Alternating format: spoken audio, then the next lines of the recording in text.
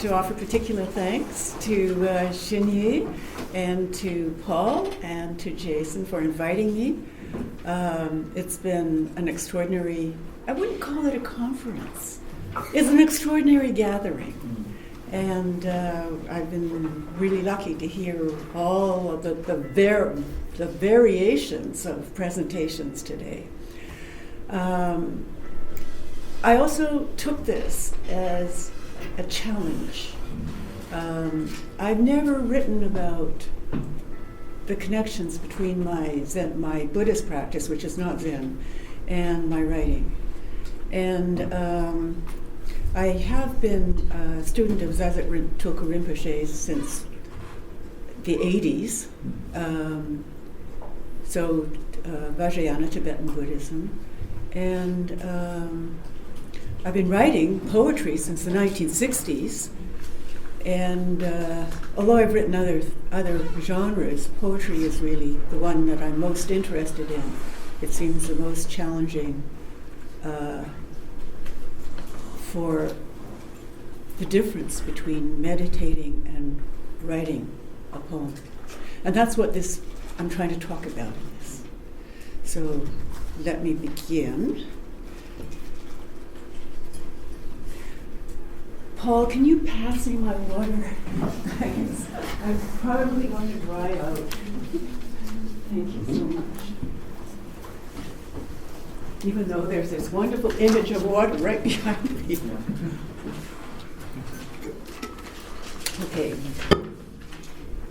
Anyone would think I've come to some conclusion by now about how the spheres of writing poetry, ecological thought, and Buddhist teaching interact, but this still feels difficult for me to verbalize. There seems to be a tension between them that is generative. And in that word tension, there's not only stretch, but electromotive energy, a sort of current I can feel when I'm writing. This current manifests in words, which is quite different from the space that sometimes opens up in the act of meditating. And this was my difficulty, because we're talking about words, I'm talking in words, and yet I'm also trying to get to the point of talking a little bit about the act of meditation, which is wordless and conceptless, at least in my experience. Yet both are kinds of awareness. It seems to me that language awareness shares a quality with eco-awareness that might best be summed up as relational thinking, a term Miriam Nichols uses in a recent interview Paul Nelson has done with her for the website of the Seattle Poetics Lab, a wonderful interview. In that interview, Miriam talks about the poet Robin Blazer's sense of what poetry is or does as, quote, a particular kind of knowing, which she identifies as relational thinking. Relational thinking is something we badly need at this point in Western culture as we face the incredible damage human exploitation has done to Earth's resources, to all living species, and to us. In short, the biosphere we are not apart from, but part of. On BC's west coast, and I say BC's rather than Canada's, because like many British Columbians, I don't feel the rest of Canada is concerned about the continuing eco-degradation of our coast. We recognize that we are on the brink of losing our southern orcopod to extinction, as well as the Fraser River salmon run. Salmon has been the traditional mainstay of the coast's indigenous economy, and it still supports the biospheric relations of bears, eagles, indeed all that lives on the forested banks of still wild salmon rivers. This disruption of a vast ecocycle is due not only to industrial salmon farming, to pollution of all kinds, including plastic detritus, but also to noise disturbance from heavy shipping like oil tankers. Led by the Tsleil-Waututh and Squamish nations on the north shore of Burrard Inlet, many of us have been opposing our federal government's new bitumen pipeline through to Vancouver for this reason, as well as the risk of tanker oil spills and what that would do to this part of the coast we share with marine life. A new crisis point in northern BC, for those of you who don't know about it, is the RCMP forcible dismantling of blockades on unceded Wet'suwet'en territory in the northern part of the province, arresting people who are trying to protect their land from the construction of another pipeline carrying fracked gas to a port near Kitimat for export. And this despite a recent geological survey done, it was published in CBC News in 2019, November, determining that much of the underground rock that fracking blasts water through is already severely stressed with sealing faults, making these rocks earthquake prone. In fact, there has already been a 4.5 magnitude earthquake in fracked area. All of this pipeline push is evidence of short-term profit-oriented thinking that so far has overruled the relational thinking we need in order to understand the extent of environmental damage we're now facing. That word facing suggests something outside and apart from us, but actually we are deeply inside it and may need to go even deeper. The Vietnamese Buddhist teacher Thich Nhat Hanh, in his new translation of a very significant sutra, the Heart Sutra, offers the term interbeing as a way to circumvent our habitual dualistic thinking in concepts like outside as distinct from inside, self as distinct from other, being as distinct from non-being. For instance, we tend to think of the ground we human beings walk on, build on, excavate, and drill into as inert. So here's a poem called On Solid Ground. Actually, I think I'm going to put these on. On solid ground. She's been predicted, foretold, building code limits in place. Help brigades, field flats of plastic-wrapped water bottles wonder when she'll come. Big plates grind slow, so slow, build up one up on another. West she rocks that large island, imperceptible centimeters back and forth. Our million feet don't feel her shrug the skin we keep drilling into hydraulic pressure pins in rock-hard holes. Ha! She's on the move, like us, restless, dreaming climax, release, sometime, somewhere. And then there are whole webs of life under our feet, the feet we set on boats, bridges, wharves, windsurf boards, to mention some of the extensions we built on the surface of waters. Here's a poem that dates from 2012, when I went to Campbell River on Vancouver Island for a writers' festival called Words on Water. Love that title, Words on Water. It's a sort of verbal meditation on the interbeing through eating that happens underwater between marine creatures, and on land in cities, in our own eating, or at least grocery shopping. I don't know if you have the label ocean-wise here, but in BC it's applied to species of fish or seafood that are sustainable and have been caught by conservation-aware methods. So that's what we look for when we go shopping for fish or seafood.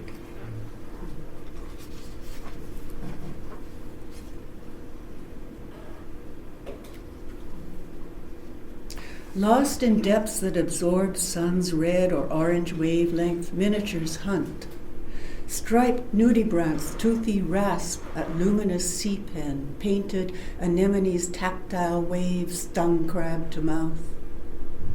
Sea cuke's mop top licking its tentacle chops, we forget underwater gastronomy, its delicate clarity of interception, interconnection, lost to the dry soup beings we are, solo surfing the next new wave through passages of print black on white, while vermilion and purple stars climb walls on slow tube feet. Tanker traffic will rock, not to any lullaby, the super duper poster image of prophets, the gracious do-si-do we do in grocery aisles, our eyes on ocean wise are still so surface eyes.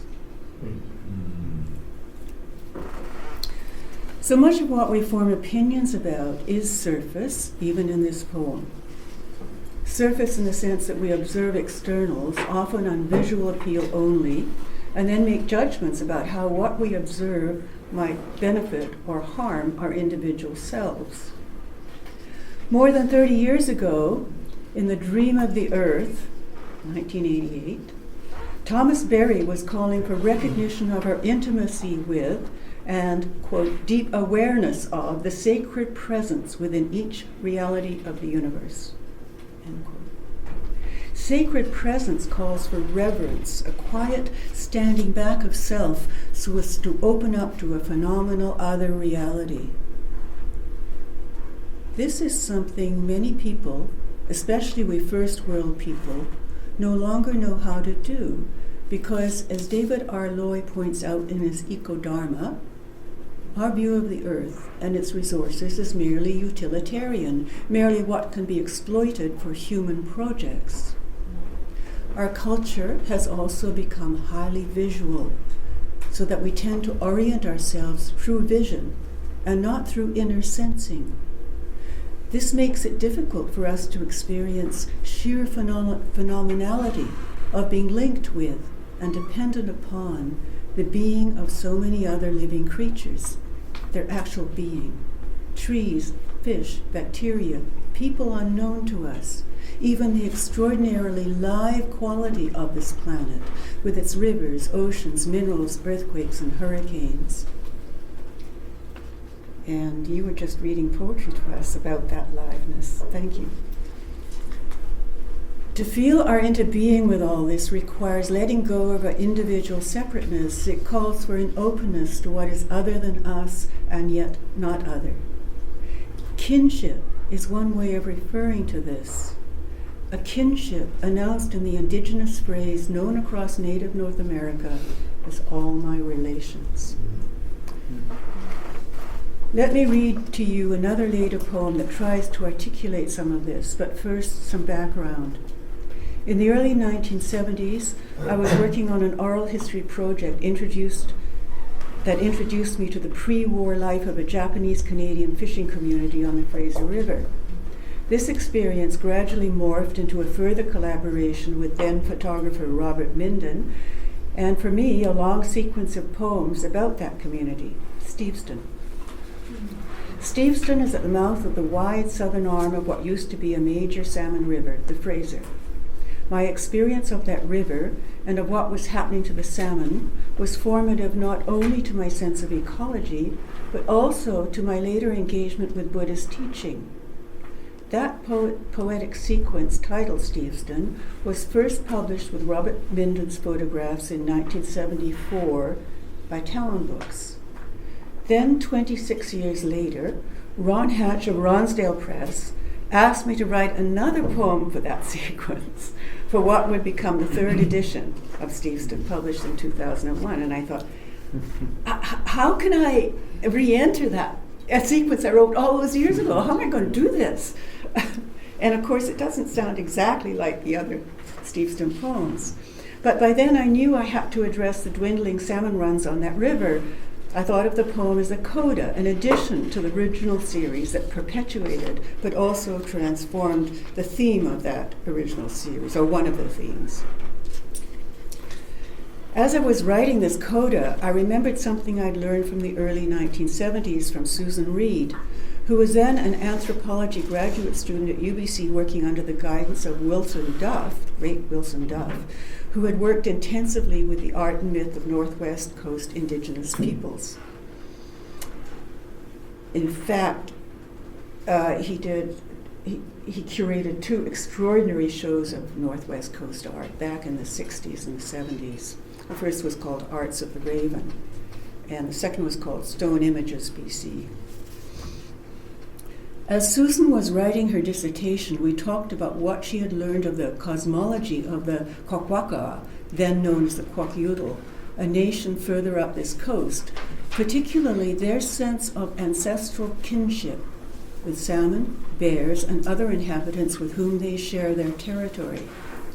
What she told me about the significance of non-human ancestors, of recognizing this kinship, and the importance of returning salmon bones to the sea so that the salmon people would return to offer themselves as food, this stayed with me. Another source of this poem comes from Buddhist teachings. By the time I wrote it, I'd become a practicing Vajrayana Buddhist and knew of the bardo, that transition space a mind stream enters before becoming any sort of body. In that space, energy is formless and yet has the potential of becoming a form, like the potential in the meeting of sperm and egg. I also knew about the Tibetan practice of giving human corpses back to the earth through the hunger of vultures.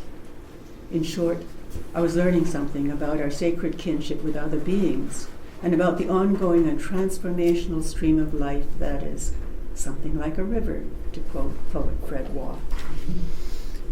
So I'll read you that quote.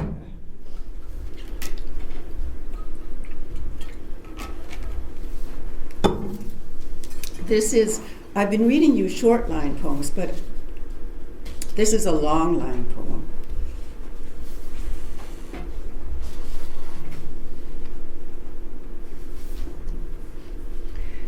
And it starts with a quote from one of the earliest Eastern poems, generations at the mouth.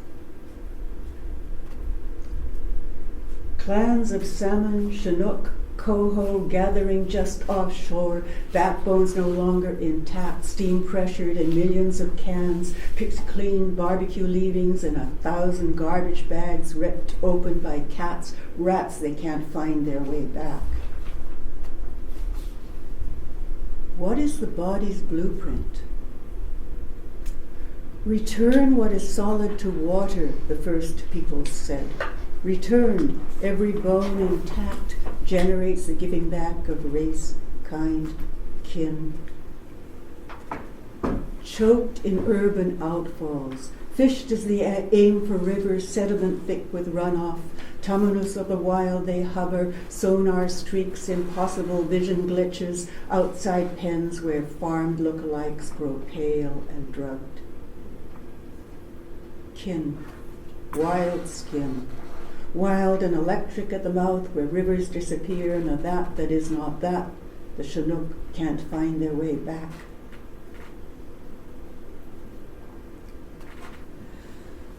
Come out of the blue, this flow, these energy rivers and wheels, radiant giving, unlocked.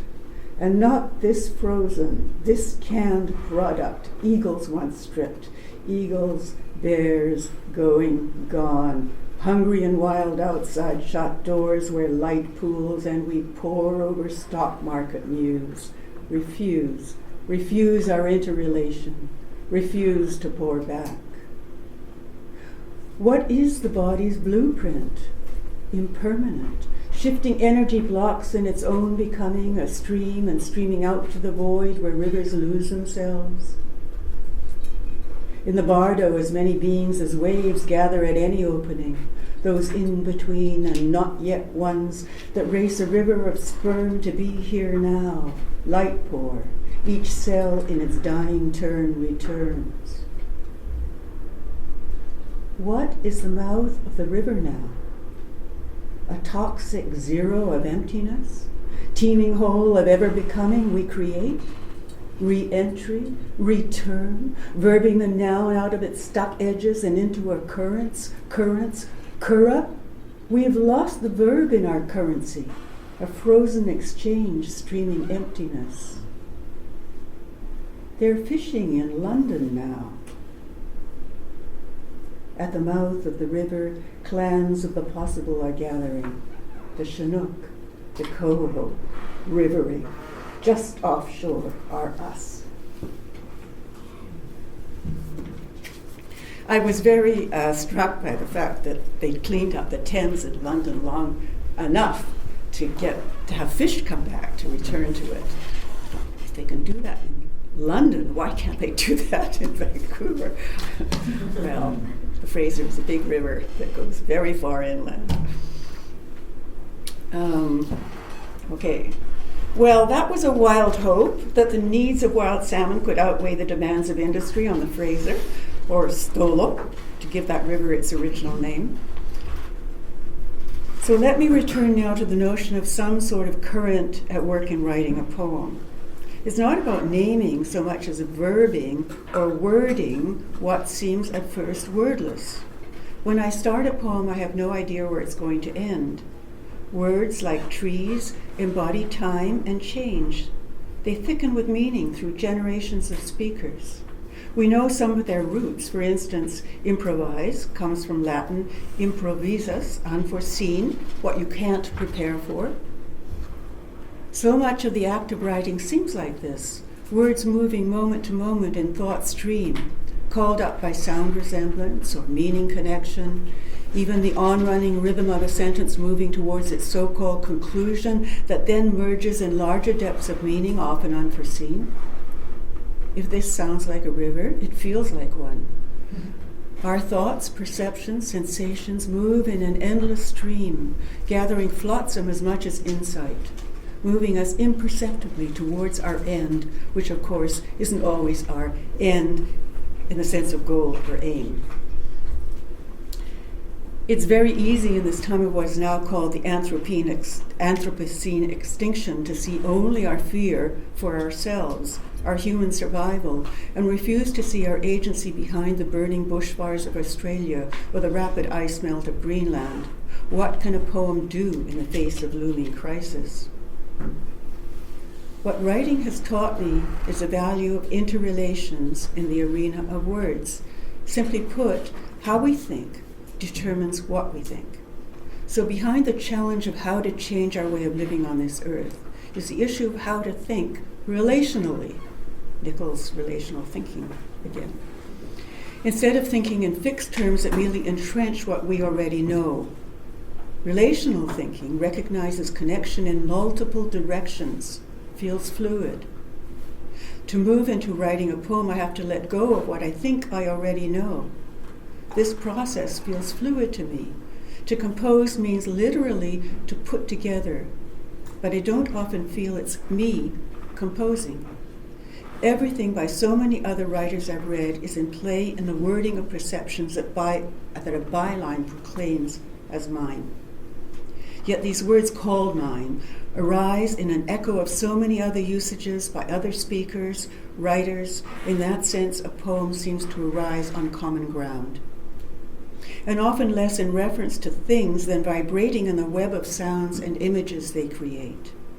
When a poem ends up saying, what a poem ends up saying is what these fluid verbal webs call up in a poet's mind open to them, and so eventually in a listener's or reader's open mind. That word open is, of course, crucial here. This is where Dharma so usefully teaches the necessity of junking what separates us from what is. Principally our dualistic thought that accomplishes a constant separating of this from that, then from now, object out there from me inside, seeing it. As Thich Nhat Hanh writes in a Dharma passage that feels ecological, quote, the insight of interbeing is that nothing can exist by itself alone, that each thing exists only in relation to everything else, end quote.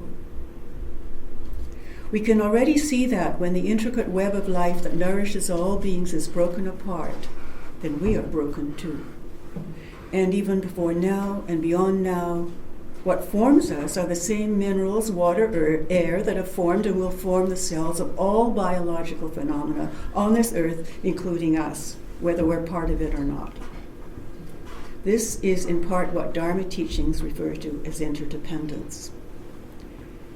In relation to this, here's a very short lyric, an ecological love poem dedicated to my partner. It's called Mes Semblables, literally my similars, in common usage, my people, my kinfolk, those like me. It begins with trees, in this case fir trees, taking in carbon dioxide and breathing out the energy, exhaling the energy we breathe in.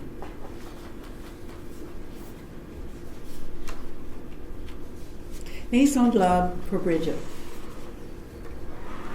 The breathing out of firs, infinite complex circle, our blood intermeshed, light in synthesis. The gift, you said, aware. En masse, this mess of human undoing. Intricate, interweft, divers blue, black wings shake your water glitter eyes. Very short poem.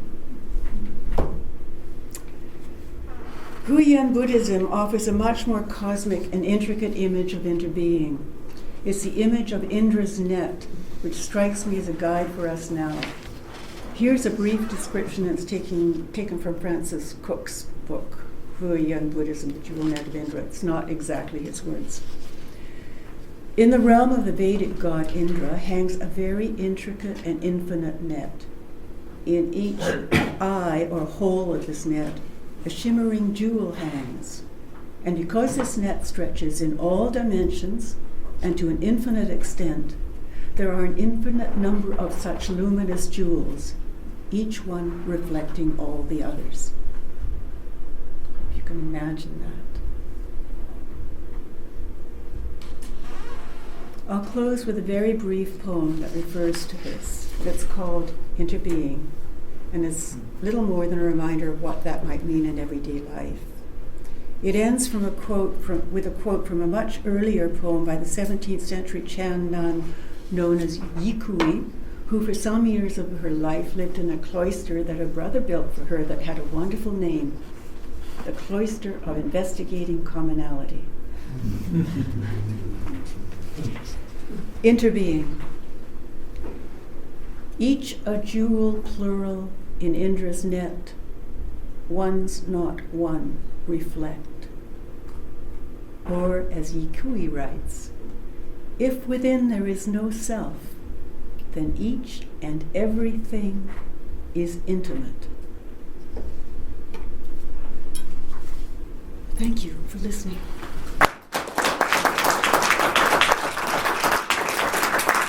The day of the individual body, the intactness of the individual body and its separation from other bodies.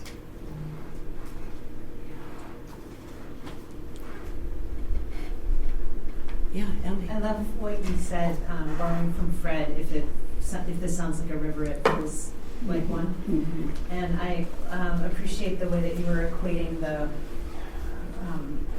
the work of the poetry coming through you to the aquifer. And I wonder what ways the words are replenishing through you, or maybe changing or not replenishing through you as you bring them out. Specifically with the Steveston idea of trying to step in the same river twice. Do you have a relationship to those ideas? Yeah, of course I do, because they're on the page. They arise. Yeah, they arise, definitely. You can't step into the same river twice. That goes back to the ancient Greeks. And interestingly, there's some connection there with the ancientness of Buddhist thought, too.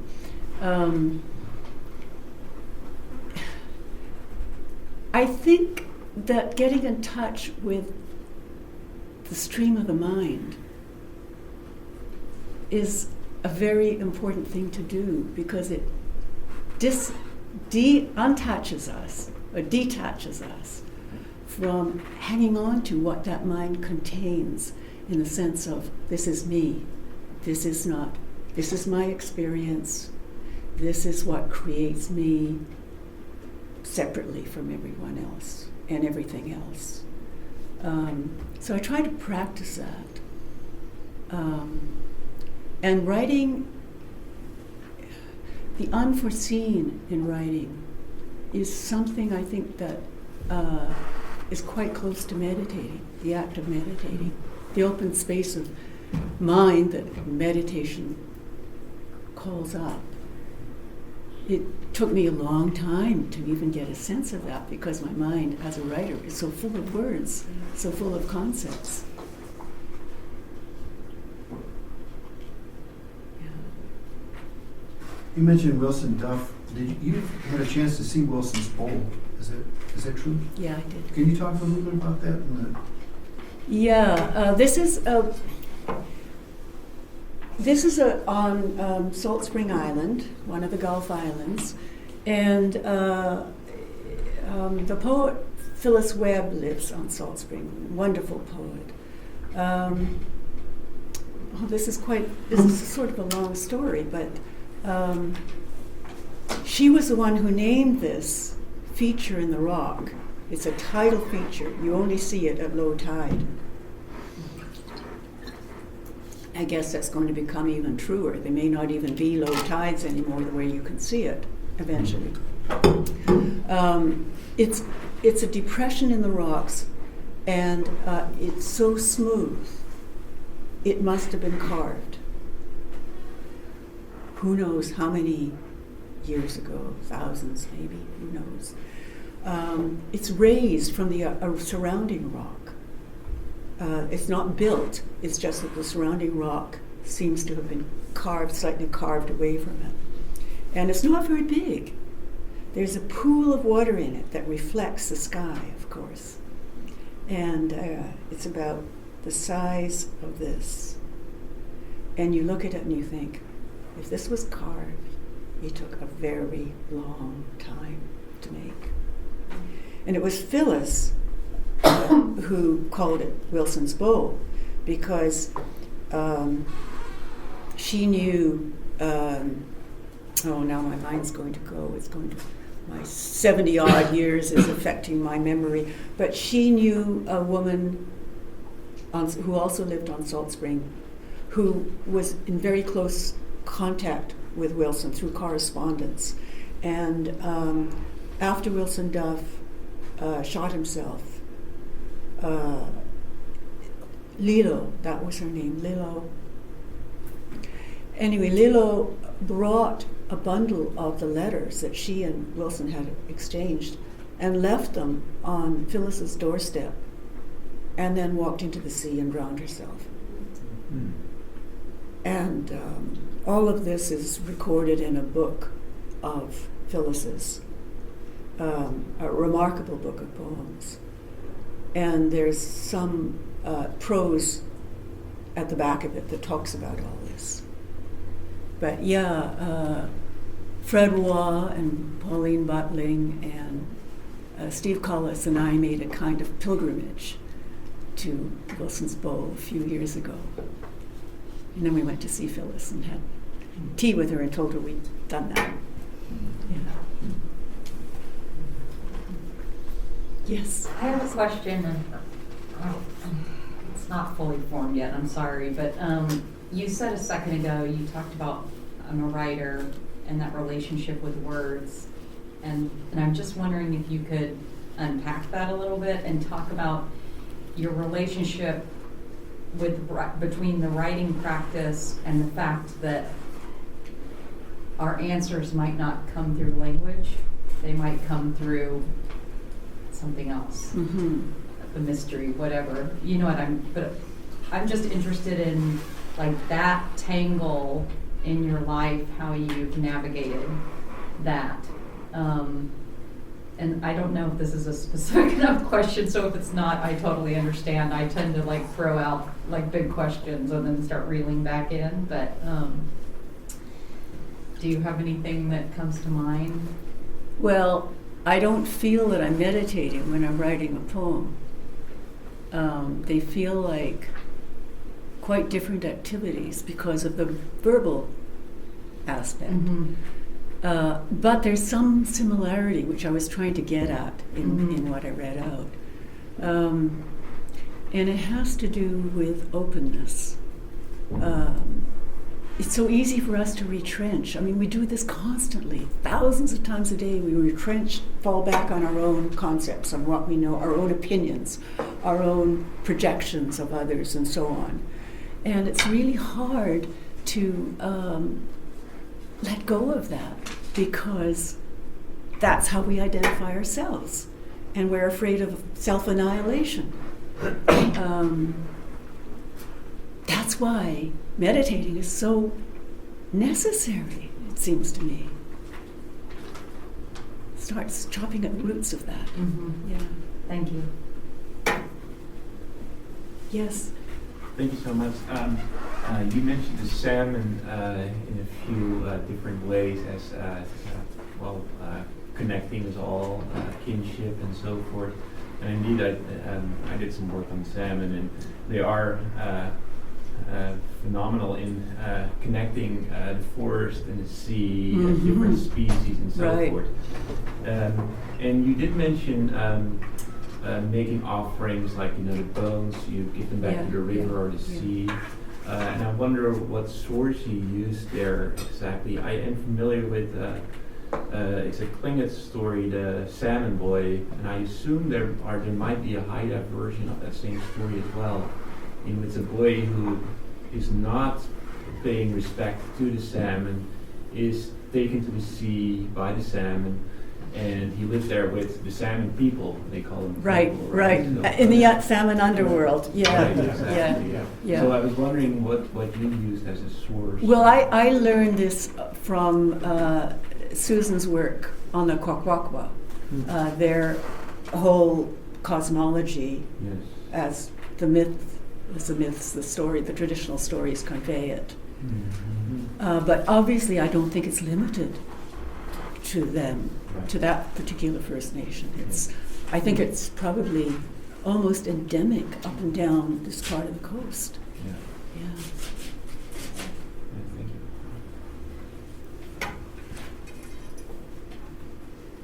Okay. Thank you very much.